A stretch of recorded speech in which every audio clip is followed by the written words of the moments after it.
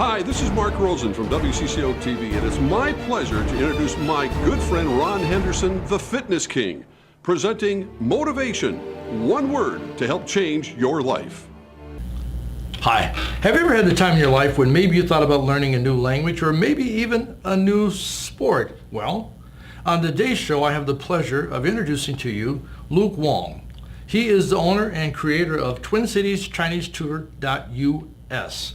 Welcome to Motivation, Luke. How are you? Thank you very much, Ron. I'm doing great. Great. Now, before we get into today's episode of Motivation, you know, I gotta show off my Chinese skills just a little bit. Sounds wonderful. All right, if I can. Now, folks at home, I might massacre this, but I'm hoping maybe I get closer to mastering it.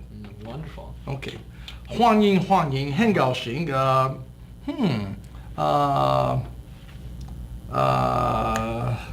你来节目。哦，谢谢。我很高兴你邀请我。你的中文很好。哪里，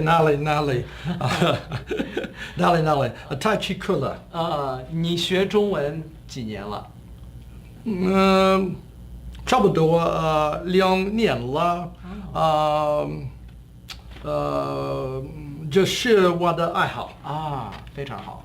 Great job. Wow. 谢谢你. Thank you very much. I'm impressed. Well, thank you. Coming from the master, I appreciate that. Now, you. Folks at home, I hope I didn't massacre that too much. No. But I've been studying Chinese for a while, and I actually saw Luke on YouTube. And folks at home, I got to tell you something. I was so impressed with his ability to teach. I even had a class from Luke, a private lesson, and this guy is remarkable. He is sharp. Okay. But before we get into all your talents and your accolades, where were you born and raised? Well, I was born in Shanghai, China. I came to the United States in 2006 for college.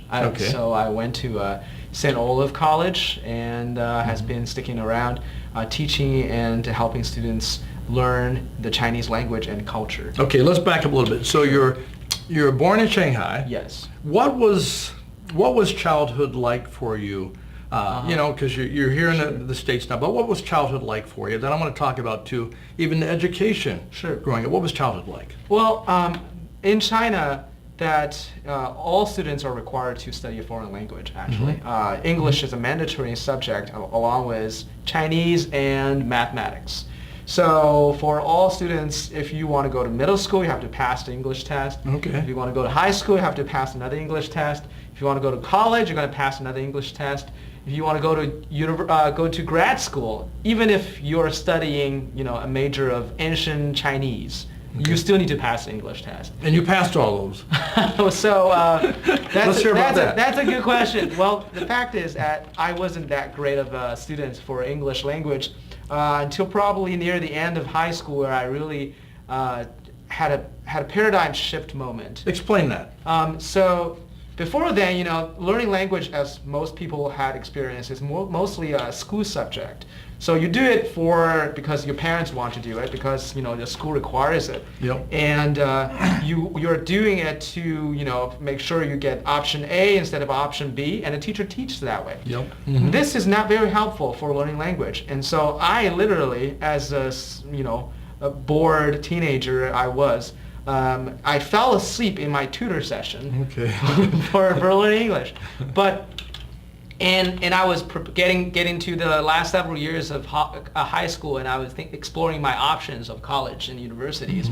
In China, you pretty much have to pass the college entrance examination to get into any universities you want. But I really was frustrated about that experience. So I got a hold of some alumni in my high school who were studying in the universities in the United States at the time.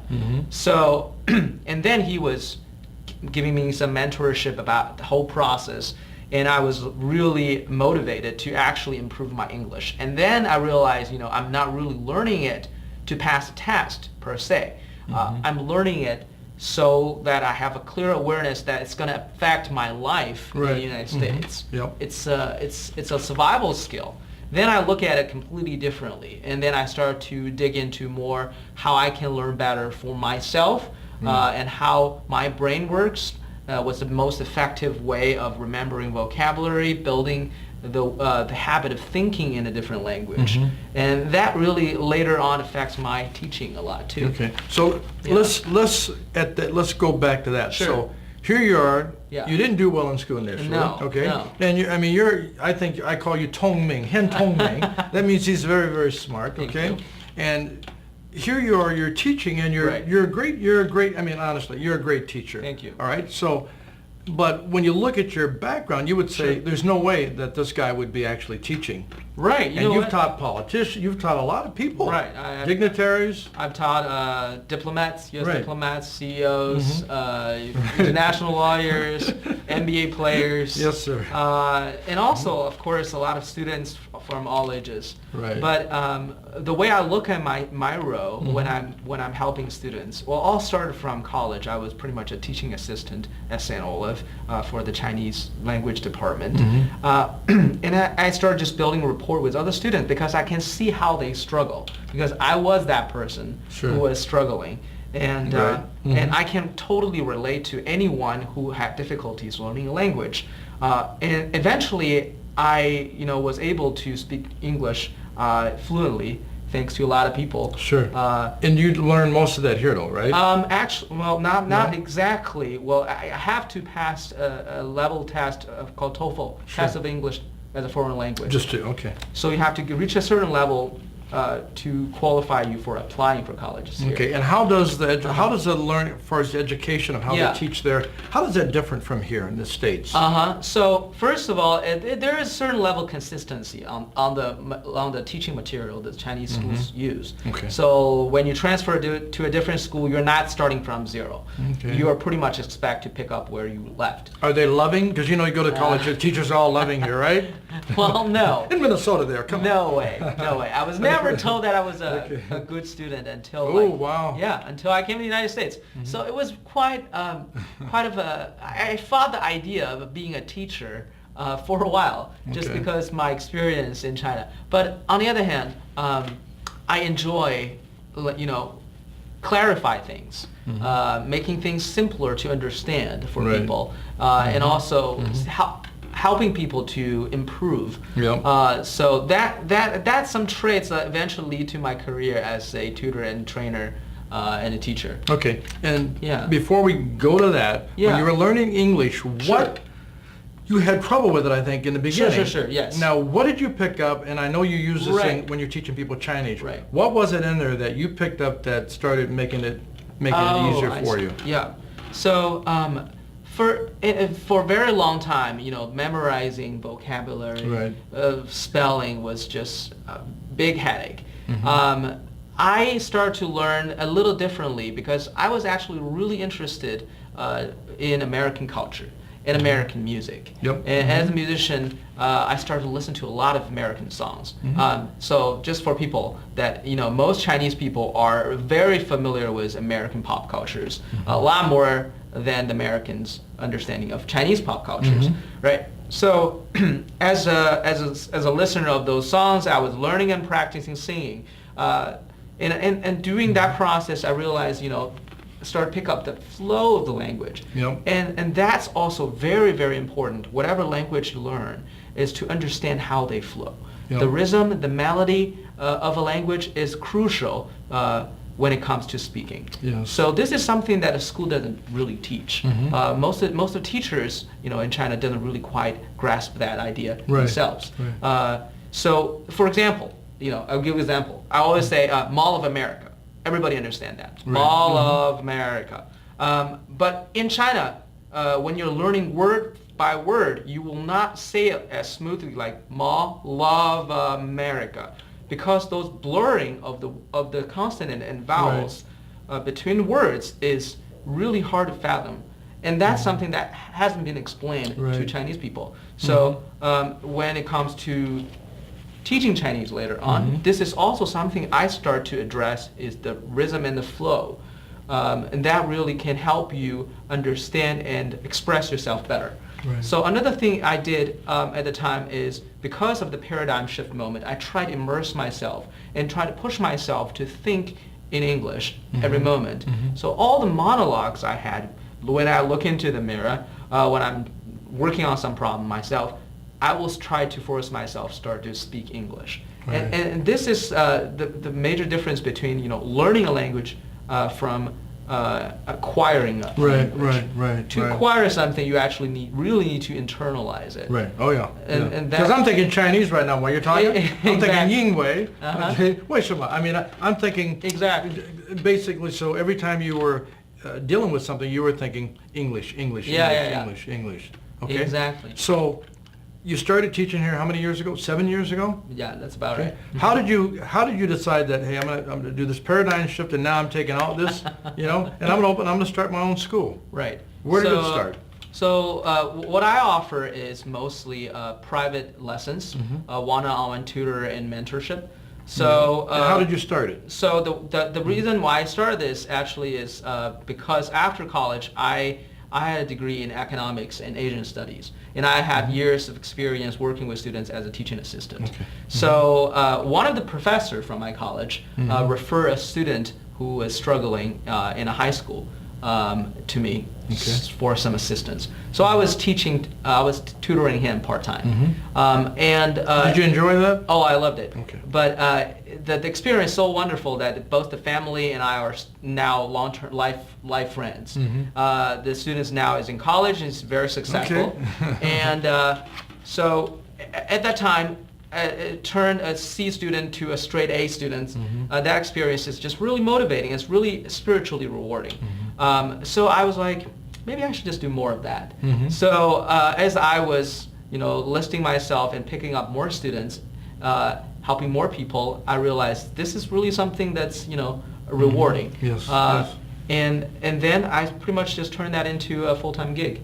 Okay. So because I was doing some homework on you, Right, thank and I you. noticed that you were doing some. Explain some of the stuff you did with the Timberwolves, Oh, sure. Minnesota Timberwolves. So in the past 2 years, Timberwolves are making an effort to reach out to their Chinese audience and also the Chinese-speaking audience in the Twin Cities area in Minnesota. So I was helping them making some promotional videos for example, Carl Anthony Towns.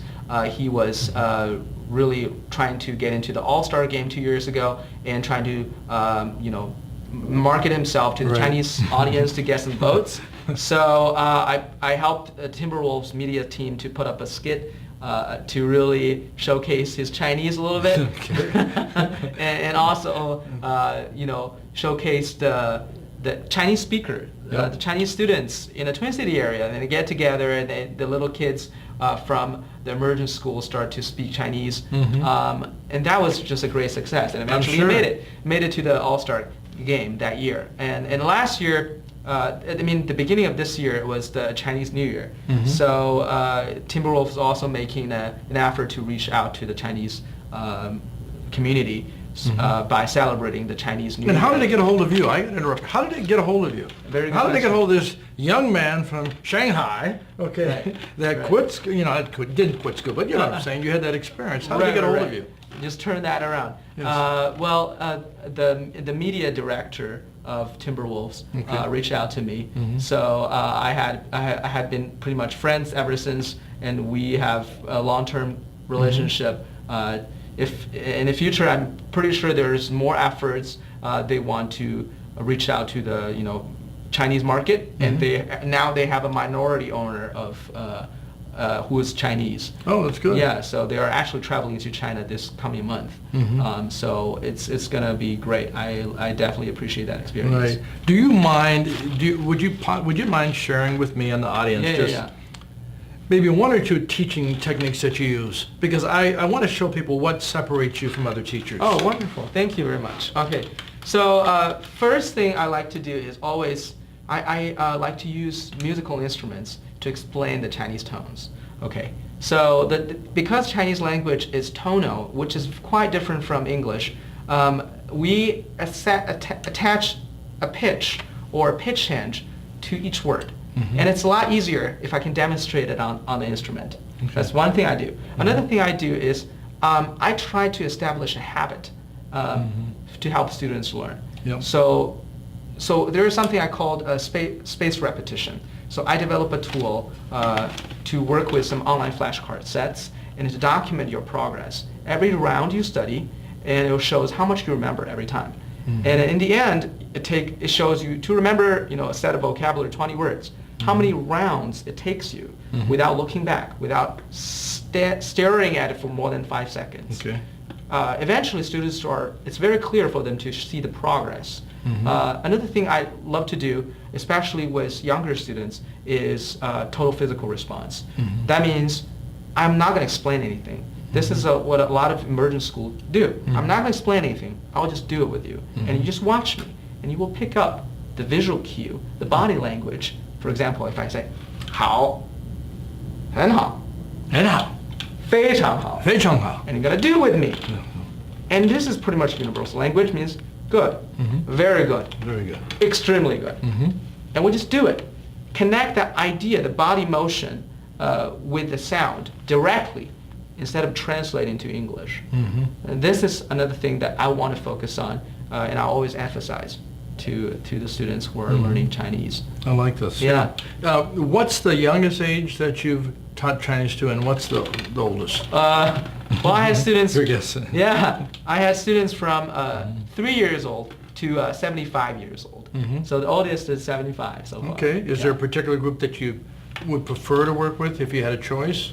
Well, that's a good question. I enjoy working with all ages. I have students who are as young as 3. But also working with adults is also very rewarding, because this is another challenge that I always face, because I always hear people say, you can't pick up a new language when you are older, when you are after 20 or 30.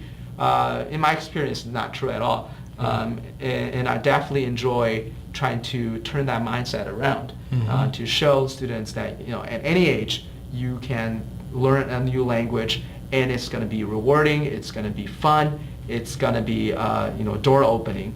Right. Yeah. It's interesting too, because folks at home, we had a lesson a couple days ago, and I remember saying something to you. I said, well, that's going to be hard for me to pick up. And you were like, oh, you're already, and then it's funny, because then later that day, I realized something that I typically don't do. Yeah. I normally don't make statements like that. What I say is, I can get it. Yeah. And that's what I teach people with training, because the reason I'm studying all these different languages, because I feel that it's actually easy to learn any language, okay? Yep. And what happens is you close that door to learning when you say, I can't, it's too hard. Exactly. I don't say it's too hard, I say I just got to find that door that opens up that language to me. Absolutely. And I know when you were talking about singing and different things, and we were talking about different tones and how to get that. That was very helpful actually for me. Thank okay. you. Yeah. Even though, like I said, I haven't mastered it yet. See. You're currently struggling. Shishining. I appreciate it. You're on your way there. Right. And then you sang too, right? Yes. Do you bring this into your lessons? Some of this stuff. Of course. So we'll switch around sometimes. Just listen to some Chinese music, and especially for younger students. It's really important to constantly switching gear to grasp their attention, and to incorporate learning with music, activities, games. They're all very important. Yes. Good. Yeah. So what motivates you to do what you're doing? Well, that's a very good question.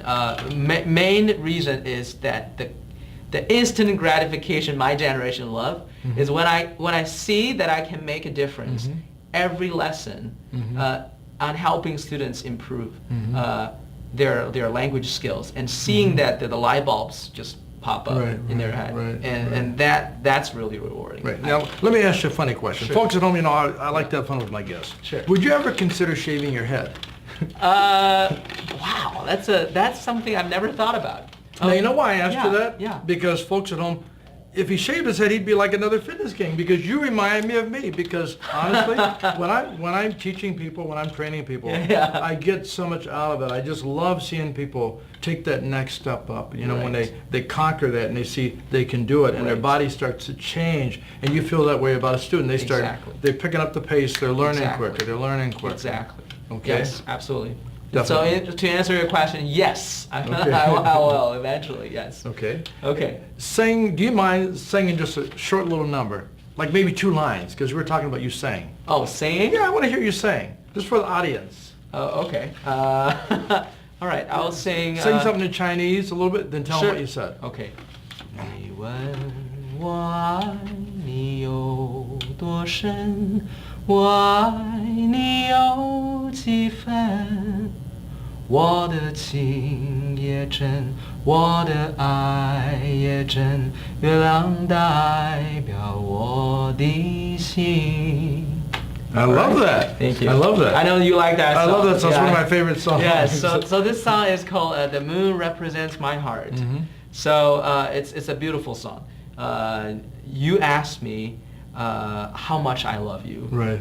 你问我爱你有多深. So when you're singing, actually, it's also very helpful because we don't need to worry about the tones. Right. And just focus on the pronunciation. Oh, so now when I go someplace, I can just say, I can just sing it, right? Absolutely. Let's start over. 欢迎欢迎很高兴. 很好，很好，非常好，非常好。 I like Well, that. thank you. Good. So do you play instruments too? Yes. Well, Really cool. I was in a band, a local band. I play guitar and I Okay. write songs.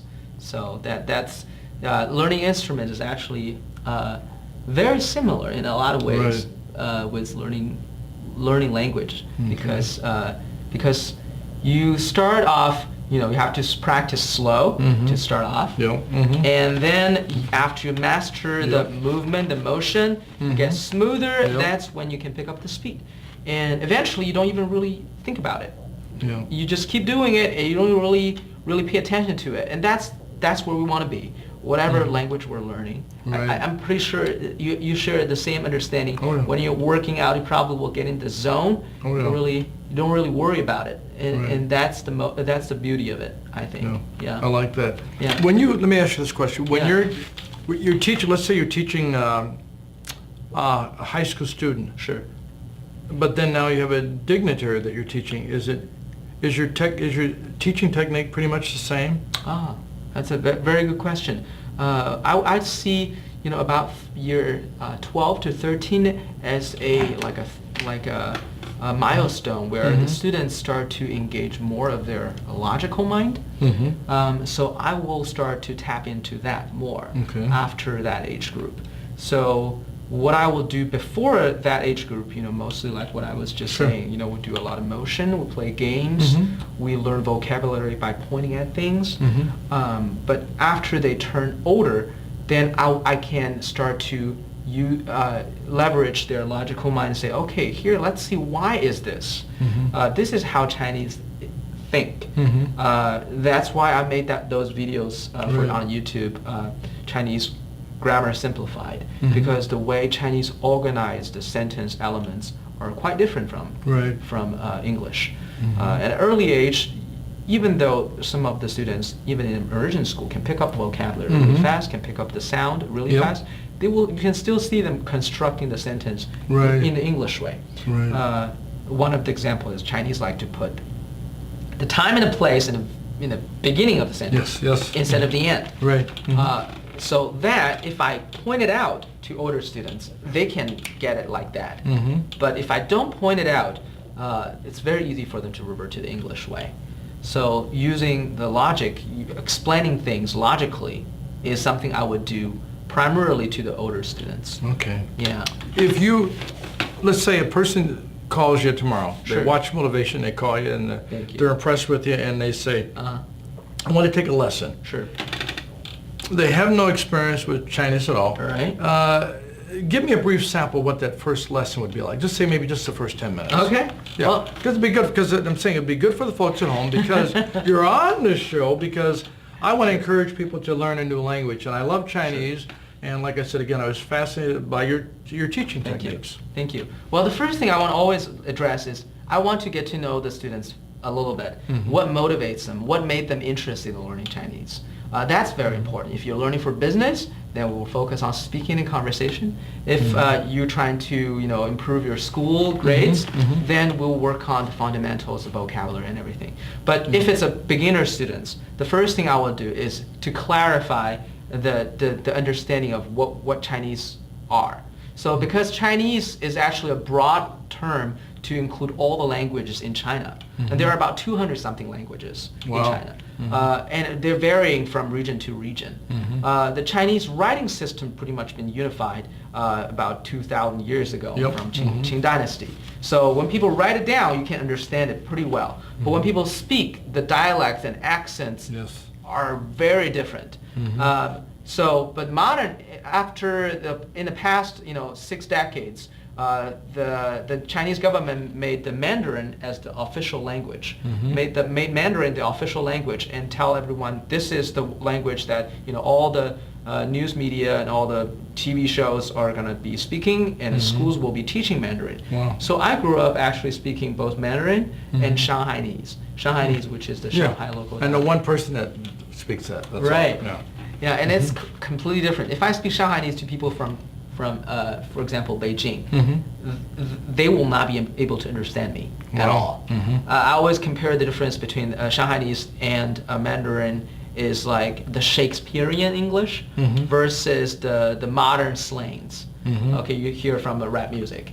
That's just how different they are. Wow. Yeah, and another thing I want to clarify is that first, so we will be I will be teaching Mandarin mostly because that's what mainland China. That's what's being mostly spoken in China. That's Mandarin.